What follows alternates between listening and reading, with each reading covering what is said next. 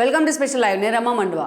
ఈరోజు లైవ్లో భాగంగా మనం తీసుకోబోతున్న టాపిక్ ఏంటంటే, జగన్మోహన్ రెడ్డి రాహుల్ గాంధీతో టచ్లోకి వెళ్ళారా అంటే, గత 2 రోజులుగా కూడా ఈ అంశం ఏదైతే ఉందో, ఈ సమీకరణాలు అనేది చాలా సీరియస్గా హాట్ టాపిక్ అవుతున్నాయి. కేవలం ఏపీ రాజకీయాల్లోనే కాదు, ఢిల్లీ స్థాయిలో కూడా ఈ అంశం హాట్ టాపిక్ అవుతుంది. అందుకు కారణం కూడా ఉంది. ఈరోజు జగన్మోహన్ రెడ్డి ఏపీలో వరుసగా దాడులు జరుగుతున్నాయి వైఎస్ఆర్సీపీ శ్రేణుల మీద, రెడ్ బుక్ రాజ్యాంగం అమలవుతోందనే హడావిడితో నేషనల్ లెవెల్లో ఆయన ప్రొటెస్ట్కి కూడా పిలుపునిచ్చున్నారు జాతీయ స్థాయిలో. ఈ క్రమంలోనే జగన్మోహన్ రెడ్డి దేశ స్థాయిలో జాతీయ పార్టీలు తనకి ఎవరైనా మద్దతు ఇచ్చే వాళ్ళు ఉన్నారా అనే క్రమంలో అందరినీ కూడా తన పార్టీ ఎంపీలని వాళ్ళ వైపుకి పంపిస్తూ ఉన్నారు, వాళ్ళతో మాట్లాడిస్తూ ఉన్నారు, వాళ్ళతో కోఆర్డినేట్ చేస్తూ ఉన్నారు. సో ఈ క్రమంలోనే బీజేపీ లాంటి పార్టీలు తనకు మద్దతు ఇవ్వకపోయినా, మోడీ అమిత్ షా లాంటి వాళ్ళు తనకు అపాయింట్మెంట్ ఇవ్వకపోయినా, అటు రాహుల్ గాంధీతో జగన్మోహన్ రెడ్డి టచ్లోకి వచ్చారన్న టచ్లోకి రాబోతున్నారన్న చర్చ కూడా జరుగుతోంది. ఇప్పటికే రాహుల్ గాంధీ అపాయింట్మెంట్ని కూడా జగన్మోహన్ రెడ్డి ఖరారు చేసుకున్నారని కూడా వార్తలు వస్తూ ఉన్నాయి. అయితే గతంలో కూడా ఇలాంటి వార్తలే వచ్చాయి. ఎప్పుడంటే మొన్న మొత్తం దేశవ్యాప్తంగా పలు రాష్ట్రాల్లో పార్లమెంట్ ఎలక్షన్, జనరల్ ఎలక్షన్స్ అయిపోయిన తర్వాత సో అప్పుడు బీజేపీకి వచ్చిన బొటాబొటీ మెజారిటీతో ఎన్డీఏ భవిష్యత్తు ఒక డైలమాలో పడింది. అప్పుడు చంద్రబాబు నాయుడు కానీ, తాము ఎన్డీఏలో ఉన్న పక్షాలైన చంద్రబాబు నాయుడు కానీ, నితీష్ లాంటి వాళ్ళు కానీ ఆ రోజు చాలా కీలకంగా మారారు బీజేపీకి.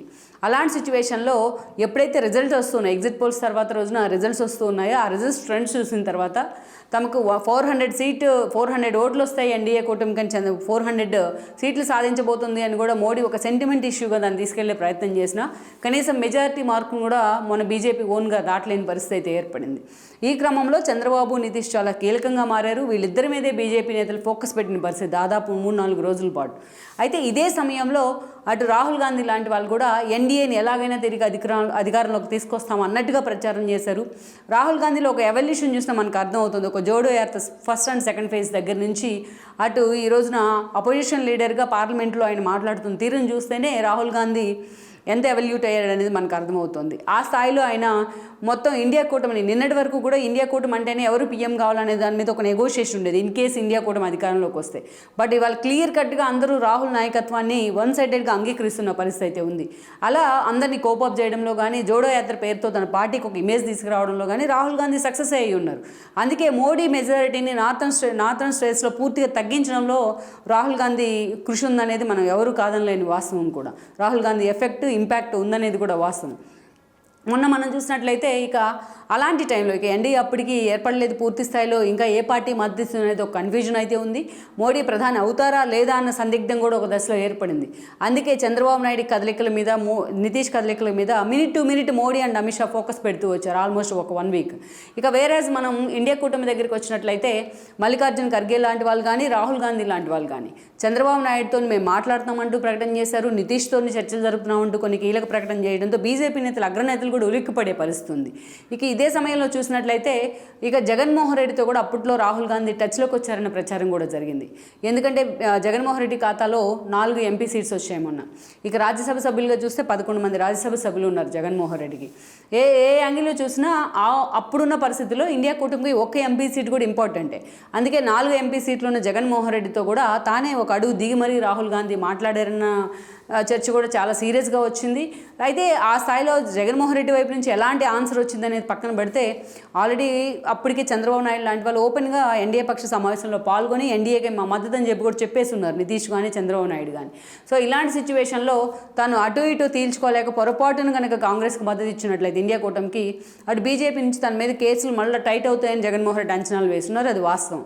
సో అందుకనే జగన్మోహన్ రెడ్డి వన్ సైడెడ్గా బీజేపీ వైపే నిలబడి అప్పుడు కామ్గా ఉన్నారు. బట్ స్పీకర్ ఎన్నిక సమయంలో బీజేపీ వైపే నిలబడ్డారు. ఇక గతంలో వాళ్ళ సంబంధాలు చూసినా యాక్చువల్గా కాంగ్రెస్ ఓట్ బ్యాంకే వైఎస్ఆర్సీపీ వైపు టర్న్ అయింది.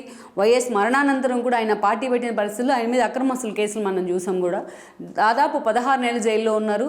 తన జైల్లో ఉంచింది కాంగ్రెస్ పార్టీ అయితే ఆ రోజు కిరణ్ కుమార్ రెడ్డిని, టీడీపీని టార్గెట్ చేస్తూ వచ్చేవాళ్ళు జగన్మోహన్ రెడ్డి. ఆ సెంటిమెంట్ ఇష్యూ మీదే, తన తండ్రి మరణం కానీ, తన జైల్లో ఉన్న ఇష్యూ కానీ చూపిస్తూనే ఒక సెంటిమెంట్ని క్రియేట్ చేసే ప్రయత్నం కానీ పూర్తిగా ఇక రాష్ట్ర విభజన క్రమంలో రాష్ట్రంలో కాంగ్రెస్ పార్టీ తుడిచిపెట్టుకొని పోయింది. ఆల్మోస్ట్ ఆ లీడర్స్ కానీ, వాళ్ళతో పాటు పాటు ఆ ద్వితీయ శ్రేణి నేతలు కానీ ఆ ఓట్ బ్యాంక్ కానీ మొత్తం వైఎస్ఆర్సీపీ వెళ్ళింది. ఆల్టర్నేట్ చూసుకుంటూ వైఎస్ఆర్సీపీ వైపు వెళ్ళే ప్రయత్నం చేశారు. జగన్మోహన్ రెడ్డి రూపంలో ఆల్టర్నేటివ్ దొరికింది కాబట్టి. సో ఆ ఓట్ బ్యాంక్తో ఇప్పటి వరకు జగన్మోహన్ రెడ్డి సస్టైన్ అవుతూ వచ్చారు కూడా. ఎప్పుడైతే వైఎస్ఆర్సీపీ బలపడిందో రాష్ట్రంలో కాంగ్రెస్కి పూర్తి స్థాయిలో నల్లిఫై అయిపోయిందనే చెప్పుకోవాలి. దట్టు ఇప్పటికీ కూడా ఏపీ ప్రజలు ఆ విభజన గాయాలను మర్చిపోలేదు. కాంగ్రెస్ ఎప్పుడు పోటీ చేసినా కూడా ఆ స్థాయిలో మ్యాండేట్ ఇవ్వడానికి కూడా ప్రజలు ఇష్టపడట్లేదు. ఈవెన్ మొన్నటి ఎన్నికల్లో షర్మిల పీసీసీ చీఫ్ హోదాలో కడప ఎంపీగా పోటీ చేసిన ఆవిడ కూడా ఓడిపోయిన పరిస్థితి అయితే ఉంది. చాలా చోట్ల కాంగ్రెస్ డిపాజిట్లు కూడా మెజారిటీ చోట్ల డిపాజిట్లు కూడా దక్కించుకోలేదు. గతంలో మనం చూస్తే 2019 కంటే ముందు రాహుల్ గాంధీ లాంటి వాళ్ళు వచ్చి ప్రత్యేక హోదా లాంటి అంశాలని హైలైట్ చేస్తూ కూడా మాట్లాడిన సందర్భాలు, హామీ ఇచ్చిన సందర్భాలు ఉన్నా ఆ స్థాయిలో. బట్ ఆయన జోడో యాత్ర ఏపీలో అంత స్థాయిలో సక్సెస్ అయినా బట్ కాంగ్రెస్ పార్టీని మాత్రం ఏపీ ప్రజలు ఇంకా ఓన్ చేసుకోలేకపోతూ ఉన్నారు. ఇక ఎప్పుడైతే ఈ పరిస్థితులంతా ఒక ఎత్తు అయితే జగన్మోహన్ రెడ్డి సీఎం అయిన తర్వాత షర్మిల ఆయనతో డిఫర్ అవటం కానీ, ఆస్తుల విషయం కానీ, ఇంకేదైనా విషయం కానీ, దెన్ షర్మిల లాంటి వాళ్ళు కొన్ని రోజుల పాటు ఓన్గా తెలంగాణలో పార్టీని నడిపించుకోవడం వైఎస్ఆర్టీపీ పేరుతో, అందుకని ఎన్నికల సమయంలో తన పార్టీని కాంగ్రెస్లో విలీనం చేయడం. అప్పటి నుంచి కూడా షర్మిల అటు డీకే లాంటి వాళ్ళతో ఉన్న యాక్సెస్, అటు రాహుల్ గాంధీ, సోనియా గాంధీతో కూడా ఒక యాక్సెస్ని అయితే కుదిర్చింది. అందుకే వాళ్ళు వైఎస్ వారసురాలుగా షర్మిలాని ప్రొజెక్ట్ చేసే ప్రయత్నం చేస్తున్నారు. అందుకే ఆమె వన్స్ ఏపీలోకి అడుగు పెడతంతోనే ఆమెకి పీసీసీ చీఫ్ పదవి కూడా అనౌన్స్ చేస్తున్నారు. అయితే ఆ పీరియడ్లో నిజంగానే జగన్మోహన్ రెడ్డి వర్సెస్ షర్మిల అన్న ఫైట్ నడిచింది. కాంగ్రెస్ అధిష్టానం కూడా అలాగే చూస్తూ వచ్చింది. అందుకే వైఎస్ వర్ధంతి కానీ, జయంతి కానీ, ఏ కార్యక్రమం అయినా రాహుల్ గాంధీ దగ్గర నుంచి సోనియా గాంధీ వరకు అందరూ షర్మిలాకే అండగా నిలుస్తూ వచ్చారని అనుకోవాలి. అయితే ఎలక్షన్లు ముగిశాయి. ఇప్పుడు నిజంగానే ఇండియా కూటమికి 4 ఎంపీ సీట్లే కాదు, చాలా కీలకం కూడా 1 ఎంపీ సీటు. ఇక మరోవైపు చూసినట్లయితే ఇక జగన్మోహన్ రెడ్డి వైపు నుంచి చూసినా ఆ రాష్ట్రంలో బీజేపీ ఆల్రెడీ టీడీపీ జనసేన అలయన్స్లో ఉంది. ఈ నిన్నటి వరకు జగన్మోహన్ రెడ్డిని ప్యాంపర్ చేస్తూ వచ్చిన బీజేపీ ఇప్పుడు ఆ పరిస్థితుల్లో లేదనేది వాస్తవం. ఇన్ కేస్ మోడీ, అమిత్ షా లాంటి వాళ్ళు జగన్మోహన్ రెడ్డికి అపాయింట్మెంట్ ఇచ్చి కూర్చోబెట్టుకొని మాట్లాడినా ఇక్కడ రాష్ట్రంలో పరిస్థితులు తారుమారయ్యే అవకాశం ఉంటుంది. కేవలం రాష్ట్రంలో పరిస్థితులే కాదు, ఇండియా ఈరోజు ఎన్డీఏ కూటమికి మద్దతు ఇస్తున్న చంద్రబాబు నాయుడు కూడా ఆలోచనలో పడే అవకాశం ఉంది. తద్వారా నితీష్ లాంటి వాళ్ళు ఆల్రెడీ అటా ఇటా అన్నట్టు ఉన్నారు, వాళ్ళు గోపీల్లాగా. సో వాళ్ళు కూడా డిఫెన్స్లో పడే అవకాశం ఉంటుంది. వాళ్ళిద్దరు ఏమాత్రం అటు ఇటు ఆలోచన చేసినా ఈరోజు ఎన్డీఏ భవిష్యత్తుకే ప్రమాదం, అది మోడీ పదవికే ప్రమాదం అది. అందుకే అంత ఈజీగా అటు మోడీ కానీ, అమిత్ షా కానీ జగన్మోహన్ రెడ్డిని తిరిగి ప్యాంపర్ చేస్తారని కూడా మనం అనుకోలేం. బట్ ఆయన ప్రయత్నాల్లో ఆయన ఉన్నారు. అయితే ఈరోజు మాత్రం ఈ పరిణామాలన్నీ గమనించిన జగన్మోహన్ రెడ్డి అందుకే రాహుల్ గాంధీతో టచ్లోకి వచ్చే ప్రయత్నం చేశారని కూడా అంటున్నారు. అయితే ఇది చర్చ మాత్రమే, దీనికి వాస్తవం ఎంతవరకు ఉందనేది ఇంకా తెలియాల్సి ఉంది పూర్తి స్థాయిలో. రాహుల్ గాంధీతో టచ్లోకి వచ్చి కాంగ్రెస్కి అవసరమైతే మద్దతు ఇస్తాను ఇన్ ఫ్యూచర్ అనే ఒక అటు కేవీపీ లాంటి వాళ్ళు, ఇటు డీకే లాంటి వాళ్ళ రాయబారంతోనే ఇటీవల బెంగళూరులో ఉండొచ్చారు కూడా ఆయన. డీకే లాంటి వాళ్ళు ఖండించినా జగన్మోహన్ రెడ్డి, డీకే భేటీ అయ్యారనే వార్తలు కూడా వస్తూ ఉన్నాయి. సో ఈ క్రమంలోనే అవసరమైతే కాంగ్రెస్కి మద్దతు అనే ఒక నినాదంతో జగన్మోహన్ రెడ్డి ఈరోజు ఢిల్లీ వెళ్లే ప్రయత్నం చేశారు. ఈ క్రమంలోనే రాహుల్ గాంధీతో తిరిగి టచ్లోకి వచ్చారని అని కూడా అంటున్నారు.